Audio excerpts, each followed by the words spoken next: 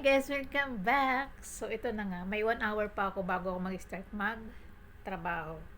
Hindi rin naman ako pwede guys matulog kasi basa yung aking hair. Naligo ako. So, ito na nga guys. Mga 1 week ago na siguro nangyari yun or 2 weeks ago. Na ngayon ko lang ulit naalala. Kasi may napansin ako ngayon sa aking mga amo. Kasi guys, nagpaint ako ng ulam. Kumakain na sila. So, ngayon, nung siniserve ko na sa mesa, kumakain sila, yung pinainit kong ulam, nabitawan ko kasi dumulas dun sa pot holder. Buti na lang, hindi natapunan yung aking amo.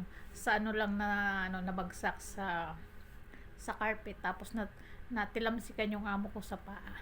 Oh guys. Buti na lang hindi sila nagalit sa akin. Nasabi lang ng aking among lalaki, it's okay because accident. So, tumawa lang yung amo kong babae. Siguro kung iba-ibang amo yon, siguro napagmura ka na or ibinato sa iyo yung sulyaw, sasabihan ka pa ng hindi maganda sa iyong pandinig. So, sa aking amo, alhamdulillah, wala akong narinig. Basta sabi ng aking amo, it's okay, accident. Yun, sabi, linisin mo na lang yan. Yun, sabi sa akin. Accident talaga, sa tanan ng buhay ko dito. Ilang taon na ako sa aking amo. 2 beses lang ako pumalpak. Una yung U-guard. Binitbit ko kasi dun sa tangkay. So, tapos na silang kumain, binitbit ko si tangkay nalagot. Ay di yung U-guard, talaga sumabog sa sala.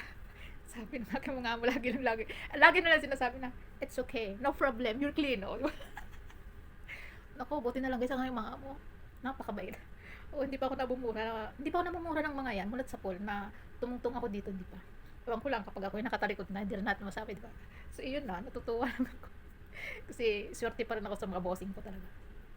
Kahit sila yung madamot sa pagkain, pero safe ka naman yun. Diba? Kaya ngayon guys, napapansin ko, hanggat hindi ako makatapos maghayin, hindi sila napunta sa mesa. Kapag ako'y nakatapos na maghayin, saka sila pupunta ng mesa. Diba? Kumbaga, na lang sila, umiwas na lang kung sakaling magkaroon naman ako ng palpak. Inshallah, wag naman.